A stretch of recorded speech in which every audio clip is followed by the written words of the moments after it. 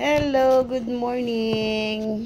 Start na naman tayo ng umaga.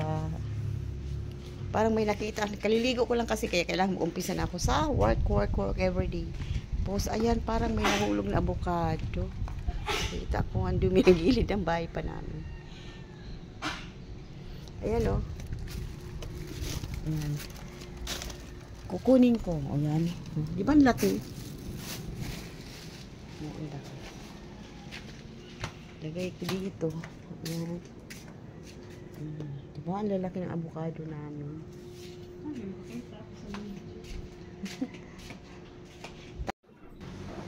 Hello guys, ayan. Papunta ako doon sa pinagkukuhaan ng bulaklak na blue tarnati. Gamot yan sa diabetes. Ayan, nasa terrace na ako. Yan ang maliit na terrace namin, sarap na aming bahay. Ay, dito ako dadaan sa maliit na gate namin. Ayan, yung harap ng bahay namin. Yan kasing kinukuhaan ng bulaklak na blue tarnati na yan. Malapit lang yan dito sa amin, yung pangatlong bahay lang. At saka kaibigan ko ang may-ari niyan. Kaya anytime na kumuha ako dyan, okay lang, kahit walang asya dyan, nakakakuha ako dyan. Saka yan na, ano na yan, bulaklak niyan. I-ano namin yan, papadry pa namin yan. Kaya hindi po, yung sa ano lang, air dry lang ang kailangan dyan. Hindi mo kailangan paanuhan. Air dry kailangan. Hindi kailangan painitan. Tapos yan, aanuhin pa namin yan. Yan ang gagawin namin tsa. Sasabihin, papakita ko sa inyo mamaya kung paano ang paggawa ng tsa dyan. Diyan mo, ang gaganda ng kulay ng bulaklak, diba? Ang dami. Ang dami palagi yan, lalo pag palaging umuulan. Marami palaging bulaklak yan. At saka marami nangunguha dyan, hindi lang ako. Marami kami. At saka ngayon, manguha din ako ng hindi lang yung bulaklak ang kukunin ko. Pati na yung bunga niya na may na may buto.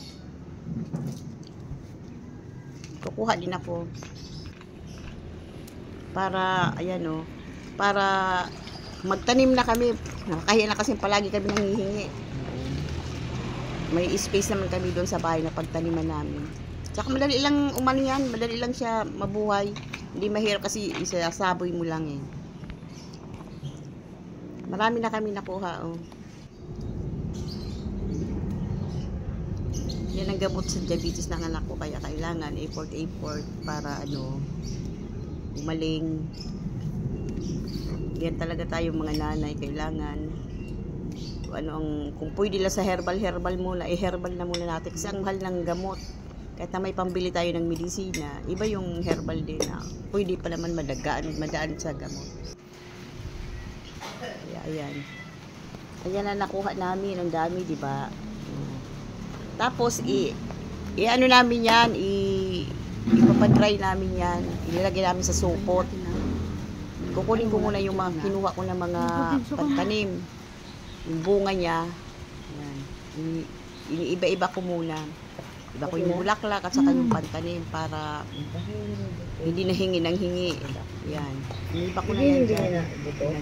Palit ko na yung bulaklak at saka. Marami kami nakuha. Tatanong mo.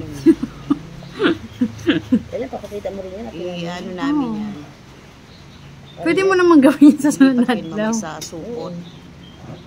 Para may release ka na. Para iba-iba.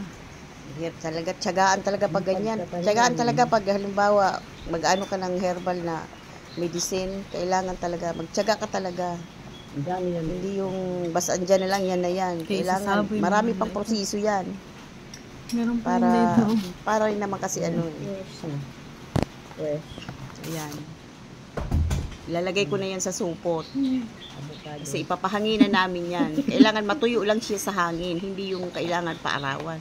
Kailangan hangin lang ang makapagpatuyo sa kanya para maging crunchy ba siya. Giging crunchy yan siya kahit nasa hangin lang.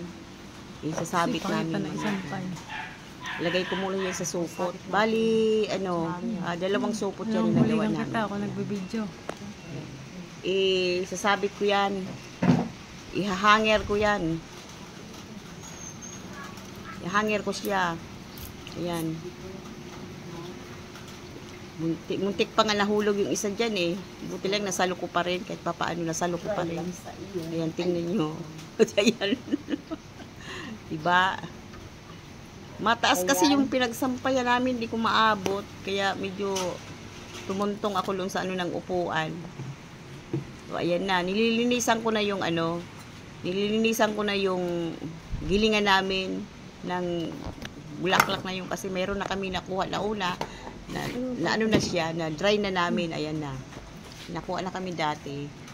Kasi pinapakita ko lang sa iyo kung paano paggawa ng tsaa niyan. Ayan. Kailangan linisan mo talaga lahat. Lahat, walang dumi, walang ano. Malinis naman na yan. Kaya siyempre kailangan may alikabok pa rin. Kaya kailangan talaga linisan mo siya. Para alam mo na. Iinumin kasi yan. Ayan, ilalagay ko na yan sa ano. Sa blender na yan. Para ano.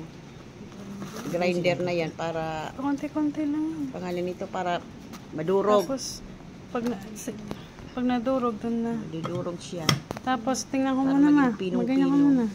Maging powder ba siya. Tapos, pag ano na, syempre gigilingin mo yan. Kailangan pinong-pinong paggiling dyan. Hindi mo naman pwede May ilaw na?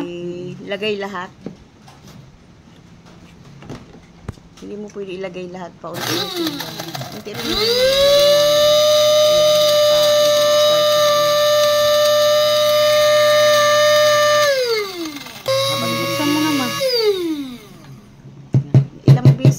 Ilang beses ako nag-ano dyan para umano talaga. Kaya kailangan, ayan, nakita nyo, durog na, pero kailangan pa konting mga 3 ikot pa siguro yun. Tapos yun, ikula ko ng tubig, lagay ko sa tasa ang tubig na mainit.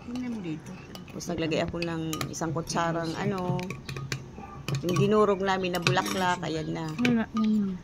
Kahit naman inumin mo yan siya, kahit na araw-arawin mo talaga siya, okay lang kasi nga, wala naman siya lasa.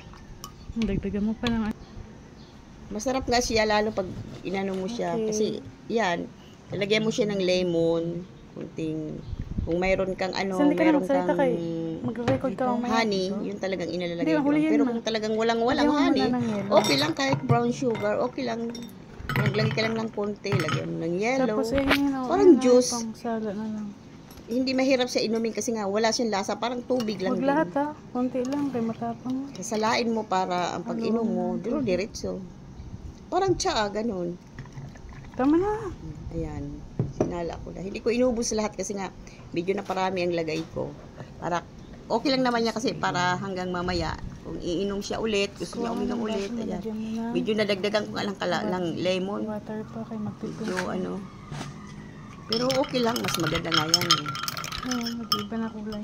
Tapos halo-haloin, lagyan ng ano, wala kaming ano, honey na ubos na kaya brown sugar ang nilagay ko dyan. Kailangan yung maganda. Ayan na, oh. Ayan, ang ganda ng kulay niya. Sa loob. Masarap. Ayusin ko yan mamaya din sa loob. Herbal nga, wala siyang lasa. Lagay ako ng tubig sa flower base. Inaayos ko na yan. Siyempre, ipon-ipon pag may time. Ayan. Maganda yun mamaya.